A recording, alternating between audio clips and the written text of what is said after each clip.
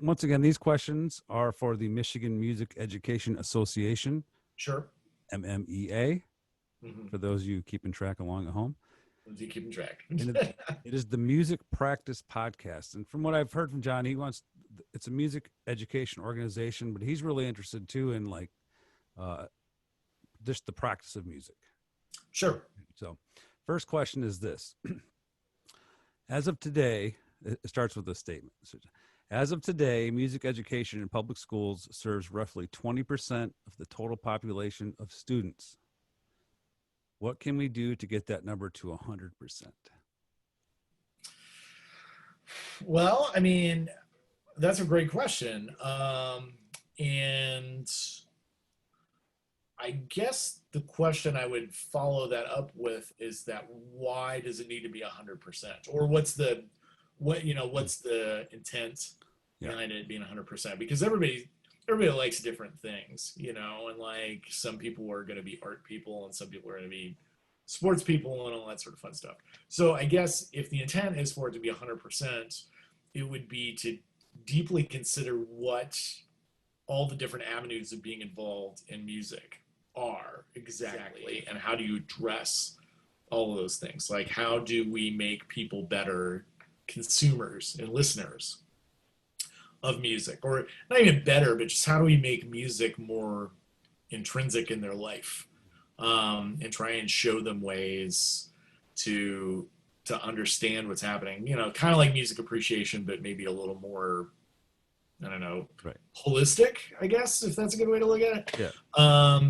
And then another big way I think that a lot of music educators are doing already, which is awesome, is to think beyond band and choir, right? Like, it seemed for a long time like everything we were doing were in service of either shoveling people into band or shoveling people into choir, into these large group ensemble experiences that, to be honest, how many people when they graduate are going to be in that situation again, Yeah. and even know how to interact in any situation but that, where the band director is handing you a piece and showing you how to do it and all that sort of stuff. Like, they can't, how do they manage on their own when they're out? And a lot of them don't, so it seemed like for a long time that's what we were doing. But now I feel like music teachers that I've observed anyway, are doing more to sort of address things like songwriting, music production, all these things that people do and can be active in musically once they're out of school, that are probably more likely for people to be involved in their adult life. How many people record music in their house, compared to how many people play in a community band, right? Like, or who's in a jam band in their garage or whatever, just trying to find venues to, what's the right word? I'm not sure exactly, but trying to find venues for people to express their relationship with music in a way that fits them the best, I guess. So yeah, I think that's probably a healthy way to go with those kind of things. And as you were answering, your beginning of the answer, I was thinking that 20% number. What I would say is some schools are not able to have music. Like, so what percentage of schools have no music program? Right. So nobody in that school has the option, to try it. Right. And there's kids would be interested in different things, but I guess it'd be cool to like get that into more schools. Cause I've like, I went to your school in Heartland. I couldn't believe the amazing instruments and room you had. It was pretty cool. Mm-hmm. Ann Arbor too. And Yeah. then I've been to other locations. They're just in between and very near with no music program. Yeah. So it's just really strange that that's the difference. I've experienced that on even like a microcosm level, where when I taught in Ferndale, and they've changed their system quite a bit since I was there, so I don't know what it's like now. But before, they had, I think, 5 or 6 elementary schools, and I taught at 4 of them, as a traveling teacher. And it would go like in one district. I would go from one building that had everything, like I had a full suite of Orff instruments, and I had, all the things that you would want to have in an elementary music classroom in the year 2000, Mm-hmm. to a school where I literally had like a cart with, Yeah. maybe like a bin full of handheld instruments, half of which were broken, like, and not a lot of resources really to work with, all within the same school district, just different buildings and in different areas in Ferndale and Royal Oak. And it was really, yeah, it was really hard. Like it made it challenging to try and provide an experience for everybody that worked in all these different buildings. And it, Yeah. I think it was somewhat successful, maybe somewhat not successful. It's hard to say really, but yeah, it's wild. There's some schools where there's nothing, and you have no music at all. Right. Yeah. You're mentioning of like the other classes, like songwriting. Hmm. I think of my interest in music has led me to so many different things. You get into technology heavy, you have to if you want to record, Hmm. and also into just stagecraft, Yep. performance, thinking about yourself on stage, video Hmm. kind of ties into it, like we're doing right now. Yeah, and so like if a student had the option to do a band, have to learn an instrument and play, I don't know what they'd be playing, maybe not the music they're listening to, probably, Hmm. or do something where they can record their own music. Both are awesome tools to learn. And Hmm. what would you pick? You know, I definitely want to do the recording or songwriting. That'd be cool. Oh yeah, yeah. I mean, it's there's so many things that like one of the things I tried to express to my students when I taught in Heartland was how much is available to them for free now. Yep. That like was mind-boggling when I was their age, and to be the old man, like you kids don't know how good you got it. But it's like, it's like you can download stuff for free that lets you record, and you Yep. can have synthesizers, and you can have like all this stuff is just out there, and you Yep. can have it for nothing.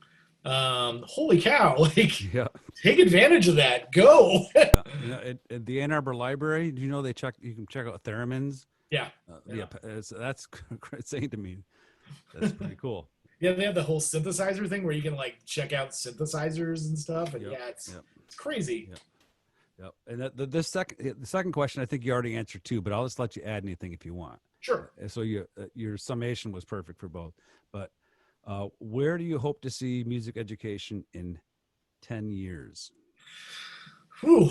Um, I really would like to see more music teachers embrace more world music and diversify, because it's not just because of like a sociological reason, although that's a perfectly good reason to do it, but also because I feel like a lot of the concepts you can learn in different styles of music are kind of side doors into learning concepts that you would use in Western, traditional kind of music. Like one of the things that I tried to do was I tried to use counting from classical Indian classical music to try and get kids to understand the idea of rhythm and the connection between rhythmic patterns and words, Yep.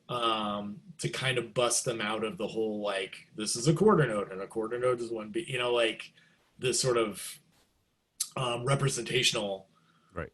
method of saying rhythms, just to kind of give them another way of approaching it, because I don't know if that's ever happened for you where like something's presented one way and you're like I don't get this, and then you see it in some other framework or some other sort of facet, and then you go oh I Yeah. get it now, so oops. Oh, you're back. You're back. It's Are you still recording or do you need yeah, to? it's still, yep. Okay, Yeah, cool. this happened with Colin too. But yeah, what was I saying? I think that it provides you opportunities to learn things that you would need to learn to be successful in band or choir or songwriter or whatever, but just learn it in a different facets that might make it click a little better. Plus, it's cool and it's really interesting. Yep. Yep. And especially if you have a diverse classroom, Yeah. even if you don't too, but yeah, today I tried to get an hour. I'm trying an hour a day for the next few weeks to practice. And it'd be in Hindustani classical music. It's just when they do it trades back and forth, and they keep Mhm. reducing the amount of the time. So it's four beats, then three beats, two, two, one, and it goes down to half, and then Huh. they finish together. Do phrase and then end on the one. Huh. So to get that, like I'm trying to get it where I can do it without thinking about it. It's like a blues. Yeah, yeah, yeah. Trained in a blues. Yeah, and it's crazy that like you kind of bringing it around again. If I had never been in percussion ensemble in my undergrad, I would have never even known that there was such a thing as like the Indian classical, ta din ta ki ta, that like I would have never even known about it unless except for the fact that we had done a piece in percussion ensemble that used that, and I had to learn the whole. Yeah. What it was a tala, I think. Yeah. So yep. I had to learn the whole thing, by rote so that I could play it with the percussion ensemble. Yeah. And another thing too, if you're just trying to make a living, I mean, the more things you can play, you can, even if you're not a master at it, you can sub sometimes just for things. Oh yeah. Yep. So this, go ahead. Go ahead. You go ahead. And I was just going to say that my, one of my tuba teachers, Marty Erickson, always called it the School of Hire as an HIRE education. Yeah.